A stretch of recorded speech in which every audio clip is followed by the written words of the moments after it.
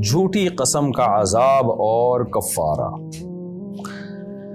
پاکستان سے کسی نے پوچھا ہے اگر کوئی قرآن مجید پر ہاتھ رکھ کر جھوٹی قسم اٹھا لے تو اس کا عذاب اور کفارہ کیا ہوگا، رہنمائی فرما دیں۔ نبی صلی اللہ علیہ وسلم نے فرمایا کہ 3 آدمی ایسے ہوں گے قیامت کے دن اللہ کی ان پر لعنت ہوگی اور اللہ ان کی طرف نظر بھی اٹھا کے نہیں دیکھے گا، رحمت کی نظر۔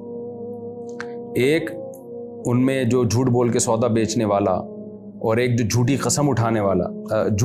اٹھا کے سودا بیچنے والا، اور ایک جو اپنا اظہار تکبر کی وجہ سے نیچے لٹکانے والا، اور ایک اور حدیث کے الفاظ ہیں المنان، احسان کر کے جتلانے والا تاکہ سامنے والے کو نیچا دکھائے۔ تو جھوٹی قسم اٹھا کے کوئی بھی مفاد حاصل کرنا، کیونکہ جو اپنا سامان بیچ رہا ہے نا جھوٹی قسم اٹھا کے، وہ ظاہر ہے کوئی فائدہ اٹھانا چاہ رہا ہے نا، اپنی پروڈکٹ کو بیچنا چاہ رہا ہے۔ تو حدیث کا مطلب یہ ہوا کسی بھی دنیاوی مفاد کی خاطر جب آپ جھوٹی قسم اٹھاتے ہیں تو یہ کبیرہ گناہ ہے، اور ایسے لوگوں کی طرف اللہ نظر اٹھا کے بھی نہیں دیکھے گا۔ تو جھوٹی قسم کو ہلکا نہیں سمجھنا چاہیے۔ قرآن پہ ہاتھ رکھ کے لوگ قسمیں اٹھا رہے ہوتے ہیں جھوٹی، بہت برا عمل ہے۔ تو عذاب تو اس کا میں نے آپ کو بتا دیا کہ اللہ تعالیٰ اس کی طرف نظر اٹھا کے بھی نہیں دیکھیں گے، اور وَلَهُمْ عَذَابٌ عَلِيمٌ، ان کے لیے دردناک عذاب ہے۔ اب وہ عذاب کیا ہے، وہ اس کی کوئی اسپیسیفک وہ نہیں ہمیں بتایا گیا، بس اللہ نے جب کہہ دیا دردناک عذاب ہے تو سوچا جائے کہ وہ کیسا سخت عذاب ہوگا، اللہ ہم سب کو پناہ میں رکھے۔ باقی یہ کہ اس کا کفارہ کیا ہے،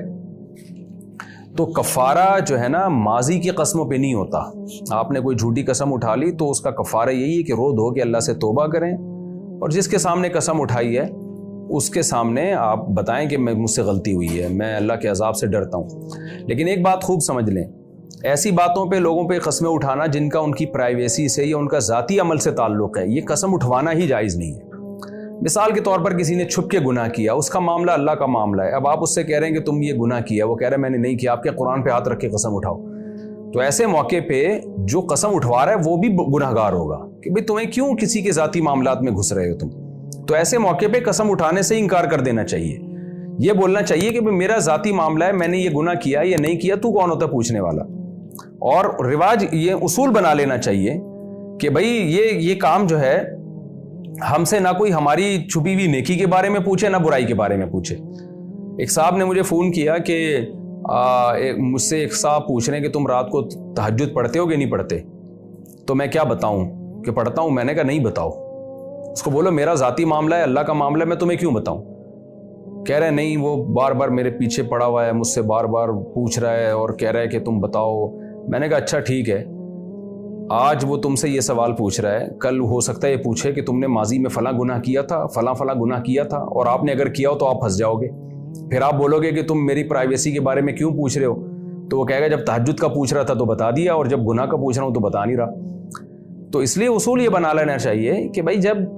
آپ ہماری پرائیویٹ لائف کے بارے میں ہم سے پوچھیں ہی نہیں، نہ ہم اپنی تہجد کا آپ کو بتائیں گے،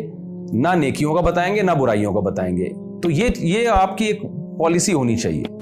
تو اس میں نہ کوئی جھوٹی قسم اٹھانے کی نوبت آئے گی، نہ کوئی فضول باتیں کرنے کی نوبت آئے گی۔ تو ہاں کسی نے کسی کا حق مارا ہو اور کیس چل رہا ہو کورٹ میں، پھر وہاں جا کے جھوٹی قسم اٹھانا تاکہ حق دبا لے دوسرے کا، یہ کبیرہ گناہ ہے، حرام ہے۔ تو ایسی قسمیں اٹھوانا بھی مجبوری ہے عدالت کی، وہ اٹھواتے ہیں، اور پھر قسم جھوٹی اٹھانا حرام ہے، کبیرہ گناہ ہے، جائز بھی نہیں ہے۔ تو اس لیے اگر کسی نے جھوٹی قسم اٹھا لی ہے ماضی کی کسی بات پر، تو اس کا تو یہی ہے کہ وہ توبہ استغفار کرے، روئے دھوئے اللہ کے سامنے، اور اگر فیوچر کی کوئی بات پہ قسم اٹھائی ہے کہ میں یہ کام نہیں کروں گا، تو اس قسم کو پورا کرنا لازم ہے۔ اگر یہ کام کر لیا تو قسم بھی ٹوٹے گی، گناہ بھی ملے گا، اور کفارہ بھی ادا کرنا پڑے گا۔ 10 غریبوں کو 2 ٹائم کا کھانا یا 2.25 کلو گندم ایک غریب کو دے دیں، اس طرح 10 غریبوں کو دے دیں تو بھی ہے، یا اس کی قیمت بھی دے سکتے ہیں۔ اور اگر کوئی خود غریب ہے، پیسے نہیں ہیں، تو پھر 3 روزے لگاتار۔ یہ ہے جب غلط بات پہ قسم، صحیح بات پہ قسم اٹھائی ہو۔ اور اگر غلط بات پہ قسم اٹھا لی ہے، یعنی کرنے کا کام تھا اور قسم اٹھا لی کہ میں نہیں کروں گا، تو پھر ایسی قسم کو توڑ دینا چاہیے، کفارہ بھی ادا کرنا چاہیے، اور توبہ استغفار بھی کرنا چاہیے کہ غلط چیز، ایسی چیز پہ قسم کیوں اٹھائی میں نے۔ جیسے کوئی قسم اٹھا لے کہ میں ماں باپ سے بات نہیں کروں گا، تو غلط بات ہے نا، تو اس پہ قسم کو توڑنا چاہیے۔